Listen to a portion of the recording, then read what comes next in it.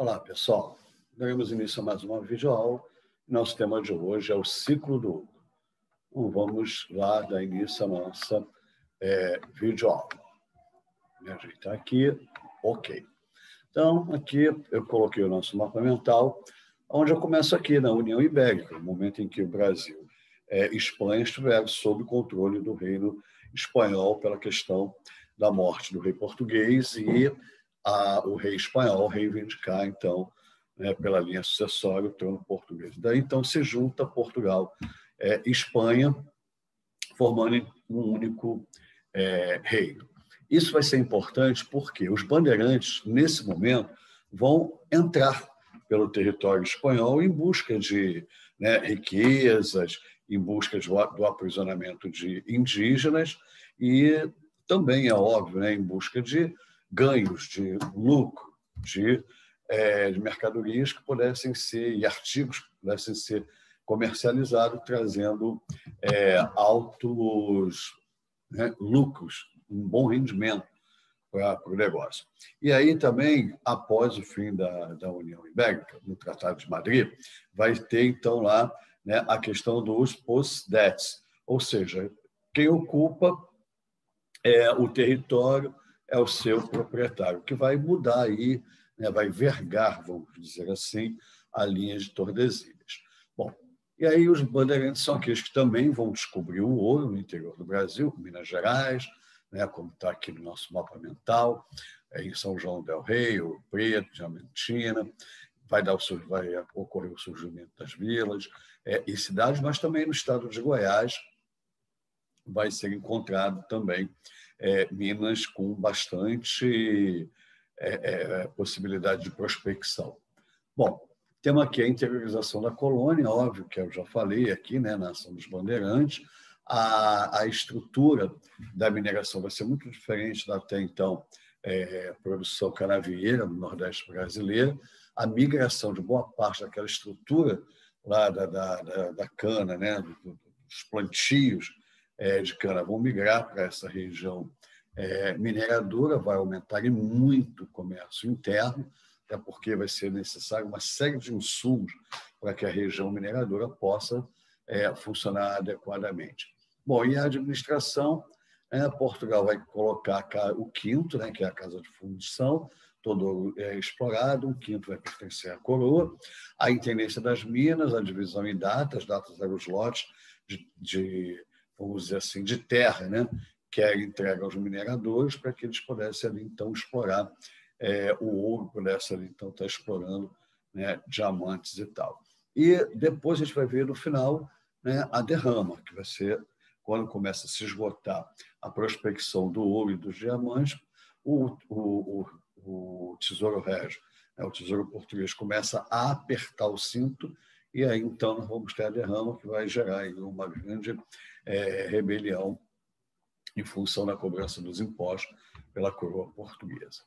Bom, aqui, tudo aquilo que eu falei lá está aqui. O que eu posso acrescentar aqui é a cultura, que naquele momento vai estar predominando o barroco mineiro, o Aleijadinho, as suas grandes obras em pedra e sabão, foram muito valorizadas naquela época.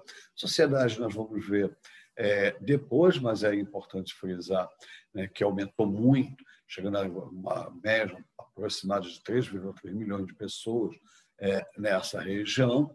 E aí, então, teve construção de estrada, até hoje tem a Estrada Real, da onde vinha o ouro, que era trazido até Mangaratiba, ali na saída, ali na enseada, que eles chamam, da Ilha Grande, por onde boa parte do ouro e de outros produtos também eram ali embarcados rumo à Europa.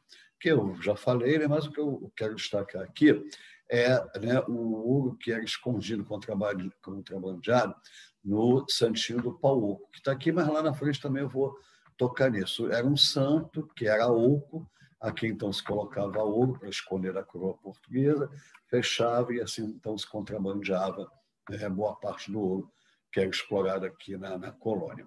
Aqui é a intendência das minas, já falei, o regimento das minas, fiscalização, a exploração, então era necessário todo um controle. E aqui é a derrama, onde era cobrado aproximadamente 100 arrobas de ouro, caso colono, não tivesse esse valor, seria cobrado por meio da violência. E aí, né, muitas coisas eram levadas, candelabros, peças, pratarias, né, cristais, tudo que o cara tivesse acabava sendo levado como forma de pagar, porque o rei sempre desconfiava, né, o tesouro português sempre desconfiava que estava sendo passado para trás e que estava sendo roubado. Então, vamos lá, dar continuidade. Então, temos lá, regiões, né? Chama-se de ciclo de ouro, o ciclo da mineração, a corrida do ouro, ao período da história do Brasil e de Portugal, em que a extração e exportação do ouro e diamante dominou a dinâmica econômica do Brasil colonial. O ciclo vigorou aproximadamente, né, com força, né, durante os primeiros 60 anos do século XVIII, mais ou menos a altura a partir do qual a produção de ouro começou a decair devido ao esgotamento progressivo das minas da região explorada. O ouro não se repõe, né? Você vai explorando, gradativamente ele vai se exaurindo, vai acabando. O grande centro minerador do Brasil, na colônia, foi em Minas Gerais, mas houve também duas outras áreas importantes, Mato Grosso e Goiás, como eu já falei, né, que foram bastante importantes na prospecção do ouro. Minas Gerais, Antônio Rodrigues Arzão, que era o intendente, né, que eram aquelas pessoas que tomavam conta. Em Mato Grosso, Pascoal Moreira Cabral de Lema, e em Goiás, Bartolomeu Bueno da Silva Filho. E os bandeirantes que ficaram naquela região e que tomavam conta dessa prospecção. Aqui, gente, coloquei os mapinhas, né, para que vocês possam localizar aonde, então, se deu a extração do ouro. Aqui, eu não sei se ficou muito claro, mas eu procurei colocar o que está em amarelinho, né, a prospecção do ouro, mas os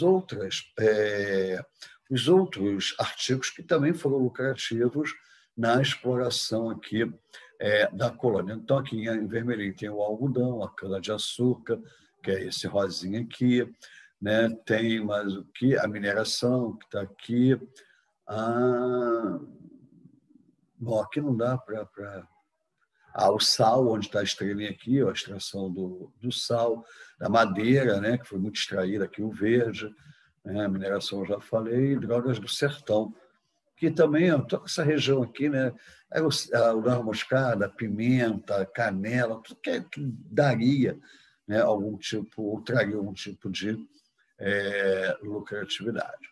Legal? E a pecuária, que se espalhou, né, interiorizando aqui o território. Então, acho que esse mapinha aqui ficou legal, né? Os dois mapinhas dão uma boa ideia de como era e como funcionava a economia da colônia brasileira. A característica da exploração do ouro aqui. Então, coloquei aqui algumas fotos, né, algumas imagens, para vocês pudessem ver. Então, tá.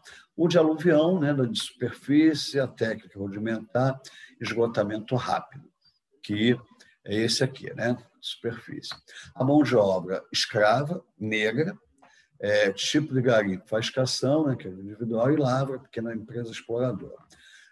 Logo que a notícia se espalhou, um grande fluxo populacional chegou na região. No início do século XVIII, não havia comida suficiente para todos que chegavam. Houve um período, inclusive, de fome, mas aí eu já falei lá na frente que houve aquela intensificação, né, do comércio para essa região.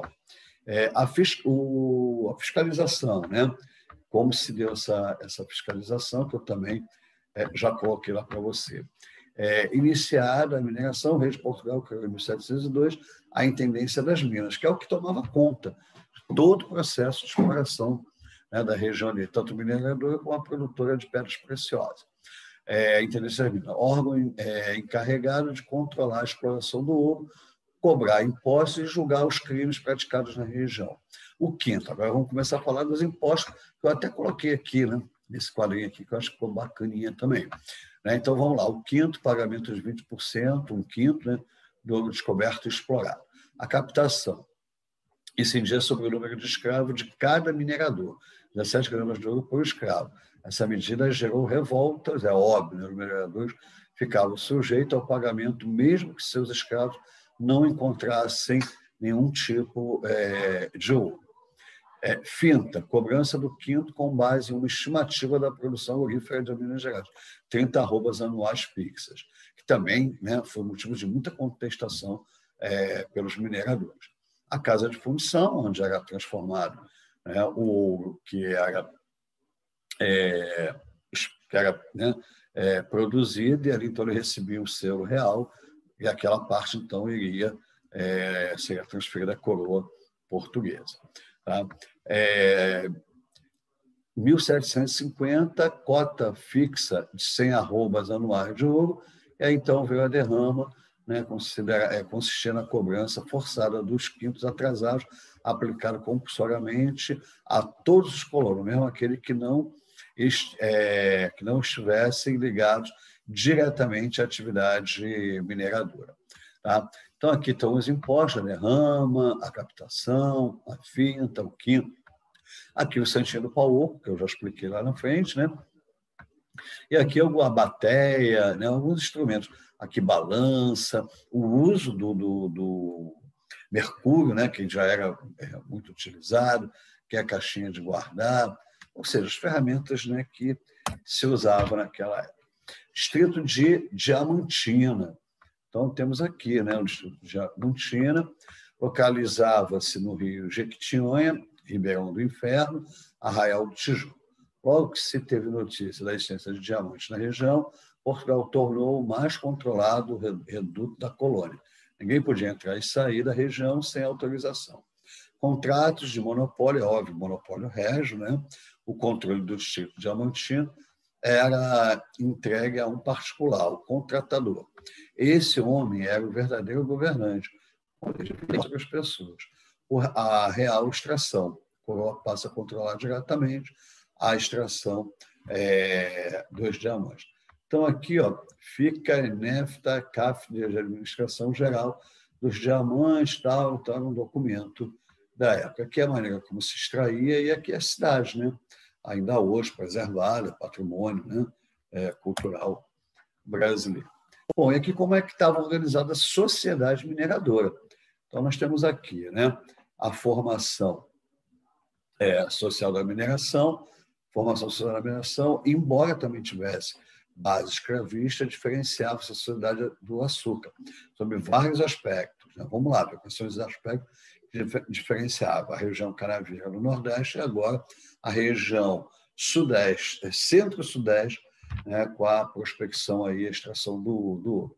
Era essencialmente urbana, diferente da outra, que era, né, agrícola, rural. Apresentava mobilidade. Então, como tinha muita gente, né, o ouro exigiu muito pessoas de um nível técnico, vamos dizer assim, que deu origem a uma classe média local, não só pela a questão do trabalhador técnico, mas já havia advogados, arquitetos, engenheiros, os próprios mineradores que tinham uma outra maneira de enxergar o mundo, uma ampla atividade comercial, ou seja, então era uma sociedade bastante diversificada. Tá? Um poder aquisitivo maior, até porque estamos falando de uma coisa com muito maior valor agregado do que a cana, né? O ouro tem um valor imediato, a cana você tem todo um processo de transformação até que ela chegue ao ponto final para poder ser comercializada. Não era a cana, era o açúcar, né? O produto final, e contava com uma significativa camada intermediária, que eu já coloquei, e a elite intelectualmente mais evoluída, que é a aristocracia rural tradicional. Então, está aqui no topo da pirâmide social, estavam os ricos, né? Comerciantes, donos de minas, camadas médias, como eu falei, padres, garimpeiros, profissionais liberais, artesãos, vendedores. Liberais, gente, é o arquiteto, o advogado, né? Engenheiro, todas as pessoas que trabalham de uma maneira não depender de um patrão ou de algum empregador. Os desclassificados, sem nenhum ofício ou posição social definida, mas que trabalhavam ali no garimpo, trabalhavam no comércio, né, nos tabuleiros de venda, de quitutes, né, escravos, trabalhadores forçados que provinham da África e, em sua grande maioria, viviam muito pouco, porque era um trabalho muito desgastante. Né? Então, está aqui, essa era a pirâmide social da região mineradora. Aqui também, né, eu coloco as consequências. Aqui é legal porque são as barrinhas, né, de ouro que eram colocadas, então tinha lá a grama, e era com o selo real, que está aqui, que era o famoso quinto, como eu coloquei para vocês. Qual foi a consequência, então, da mineração? Interiorização do povoamento e o florescimento da vida urbana, contribuindo para o nascimento das várias vilas e cidades, que fez com que né, desse sair um salto de qualidade do processo de colonização. A expansão territorial, já falei do uso poço-desce, né? Quem ocupa tem a posse, que ajudou a aumentar o território brasileiro com a ação dos bandeirantes em busca das riquezas da colônia, fazendo então vergar, ou seja, aumentar o limite ali do Tratado de Tordesilhas. Expansão territorial, já falei, né? Ocupação do povoamento de vastas áreas do interior brasileiro. Deslocamento do eixo econômico do Nordeste para o Centro-Sul, também já coloquei. Transferência da capital para o Rio de Janeiro, florescimento cultural em Minas Gerais, mudança da capital de Salvador para o Rio de Janeiro, em 1763, único porto por onde o governo português permitia que se embarcasse o ouro. Como eu já coloquei, né, lá, principalmente pelo porto lá da Bahia, da Ilha Grande, né? A consolidação do mercado interno, já que a população nas regiões mineradoras atual, Minas Gerais, Goiás e Mato Grosso, e Goiás comprava com o ouro em pó de várias partes do Brasil, aquilo que, né, eles necessitavam. Então, essa foi as consequências. A principal delas, né, é a intensificação do comércio aqui na colônia, a interiorização e ampliação do território brasileiro, a formação de vilas, né, e cidades, isso é muito legal, e a diversificação da sociedade, que até então, né, era muito escravo. Os senhores, agora ela tem aí a formação de uma classe intermediária. Bom, e no final, né, das contas, tanto ouro produzido, tanto ouro prospectado aqui no Brasil, e aonde é que foi, então, e com quem ficou esse ouro. Como eu já falei anteriormente, Portugal, na política mercantilista, escolheu o metalismo, então, né, quanto mais ouro, mais rico seria, e, em função disso, usava o ouro para comprar quase tudo que precisava. Bom, e a Inglaterra ainda assinou um tratado com Portugal, Tratado de Panos e Vinhos, Tratado de Matas, em que Portugal se comprometia a comprar os panos, os tecidos da Inglaterra, e a Inglaterra se comprometia a comprar o vinho português, o que foi um desastre, né? Porque freou e praticamente anulou o desenvolvimento das manufaturas em Portugal, né? O que foi muito ruim para Portugal, que passou a comprar, importar quase tudo que precisava e do que consumia. Tá? Então, eu coloquei aqui, né, uma parte do encontrado saía do Brasil por via direta, por meio de impostos, pagos ao rei de Portugal. Outra maneira foi através dos gastos com produtos importados de Portugal. O Brasil só tinha autorização para comerciar com o Império Português. Havia também uma forma ilegal, pelo contrabando. Navios ingleses embarcavam, né, que nós chamamos nas praias, e deixavam caixotes de mercadorias europeias. Essas mercadorias eram vendidas no Brasil e também pagas com ouro. Bom, e o Tratado de Matas, que eu acabei de falar para vocês, né, estabelecia que Portugal compraria tecidos da Inglaterra e os ingleses comprariam o vinho de português, conhecido como Tratado de Panos e Vinhos. Só que Portugal comprava muito mais tecidos do que a Inglaterra comprava os vinhos. Resultado, Portugal estava sempre devendo à Inglaterra e essa dívida era paga com ouro. O Tratado de Matas possibilitou que a Inglaterra conseguisse, indiretamente, legalmente, muito ouro do Brasil. Ou seja, boa parte do ouro extraído aqui do Brasil foi parar exatamente na Inglaterra.